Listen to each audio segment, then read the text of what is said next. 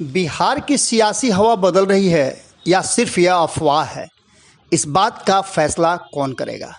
क्या तब तक वेट किया जाएगा जब तक कि ये सियासी हवा बदल न जाए? देखिए, इसमें राजनीतिक बातें बहुत सारी हैं और जो माहौल सामने नज़र आ रहा है उसके द्वारा ये चुगली कहीं ना कहीं हो रही है कि बिहार में सब कुछ ठीक नहीं है। न तो सत्ता पक्ष में सब कुछ ठीक है और न ही विपक्ष में ठीक है।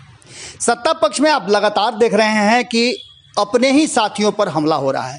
सरकार में बैठी पार्टियां एक दूसरे पर आरोप प्रत्यारोप लगा रही हैं और यही दूसरी तरफ जो आरोप लगाए जा रहे हैं वो इतने गंभीर हैं कि आप उसे देखकर भी कहेंगे कि आखिर अगला बर्दाश्त क्यों कर रहा है जिस पे आरोप लग रहा है।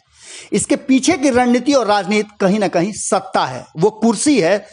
एक राज्य में सत्ता में रहने का जो ललक है भारतीय जनता पार्टी का, वो उसे मजबूर कर रहा है कि उसके साथी उस पर हमला भी करें तो उसे कोई फर्क नहीं पड़ता है, क्योंकि एक राज्य तो उसके पास है।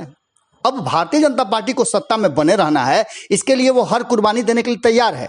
2020 के चुनाव में अधिक सीट आने के बाद, पार्टी में विद्रोह होने के बाद, नीतीश कुमार को मुख्यमंत्री नहीं बनाने और अपना मुख्यमंत्री बनाने के सारे जो दावे किए गए थे, सारे जो बातें हुई थी, लोगों का जो विरोध प्रदर्शन हुआ था केंद्रीय नेतृत्व के साथ, इन सब को धाराशायी करते हुए केंद्रीय नेतृत्व ने बिहार में उसकी सरकार रहे, इसके लिए मुख्यमंत्री के रूप में नीतीश कुमार को स्वीकार कर लिया। उसके बाद की स्थितियां आपके सामने हैं। जीतन राम मांझी और मुकेश सहनी लगातार आरोप लगा रहे थे। जब केंद्रीय मंत्रिमंडल में शामिल नहीं किया जा रहा था, केंद्रीय मंत्रिमंडल विस्तार नहीं हुआ था, तब भी ये चर्चाएं थी कि नीतीश कुमार की पार्टी में केंद्रीय मंत्रिमंडल में शामिल होगी। अगर उन्हें शामिल होना होता तो 2019 में जब चुनाव हुए थे, मंत्रिमंडल का गठन हो रहा था, तब भी उन्हें मौका मिला था, वो हो सकते थे, लेकिन नहीं हुए। इसके पीछे का तर्क हमने आपको बताया था कि नीतीश कुमार वो रास्ता बरकरार रखना चाहते हैं, जब उन्हें बाहर निकलना हो तो कोई उन पर आरोप नहीं लगा सके।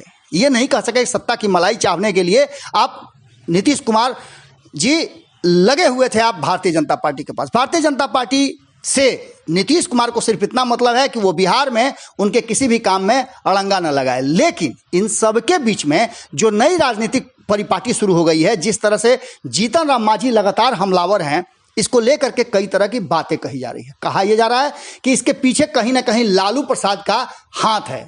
अब लालू प्रसाद का हाथ है कि नहीं है, ये तो वक्त के साथ पता चलेगा। इसीलिए हमने कहा कि वक्त के हिसाब से सब कुछ पता चलेगा। लेकिन एक बात तो तय नजर आ रही है कि नीतीश कुमार पर जब उनके मंत्रिमंडल का गठन हुआ, जब एमएलसी का मनोनयन हुआ, तब भी जीतन राम मांझी गुस्से में थे। वो चाहते थे कि उनकी पार्टी से एक व्यक्ति को, एक नेता को और भी एमएलसी बनाया जाए।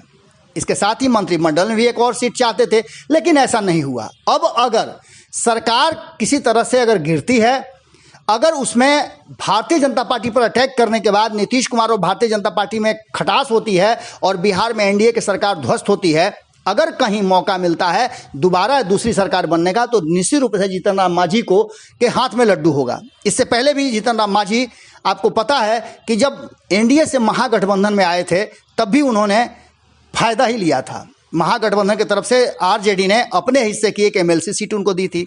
इसके साथ ही जीतन राम मांझी की पार्टी से लगातार ये बातें सामने आ रही हैं कि एनडीए की लंबे समय से कोऑर्डिनेशन बैठक नहीं हुई है।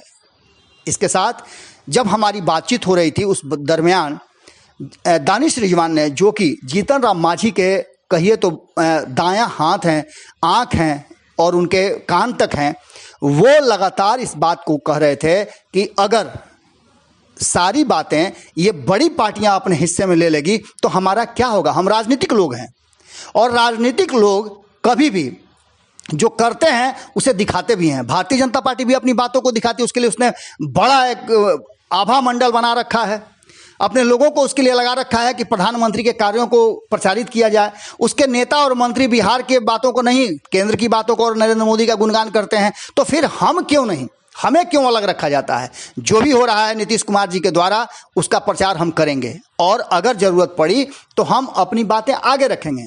इसके साथ ही बात तो ये कहा जा रहा है जीतन राम मांझी की पार्टी की तरफ से कि वो हर तरह से इंटैक्ट हैं, लेकिन फैक्ट यही है कि कहीं ना कहीं इसके पीछे जो तर्क बताया जा रहा है, जो चर्चाएं हो रही हैं, वो ये हो रही हैं कि इसमें कहीं ना कहीं नीतीश कुमार से ज़्यादा लालू प्रसाद का जो कार्य है वो जीतन राम मांझी कर रहे हैं और इसके पीछे एक बड़ी रणनीति है, जिस रणनीति में जीतन राम मांझी को आने वाले समय में फ़ायदा दिख रहा है और इसीलिए वो भारतीय जनता पार्टी पर हमलावर है। इसके पीछे कहीं ना कहीं लालू प्रसाद हैं, क्योंकि लालू प्रसाद के बेल मिलने के बाद जीतन राम मांझी वो पहले शख्स थे जिन्होंने उन्हें बधाई भी दिया था। अब देखने वाली बात होगी कि इसमें कितनी सच्चाई है, क्योंकि ये अभी तो पता चलेगा नहीं, वक्त के हिसाब से पता चलेगा।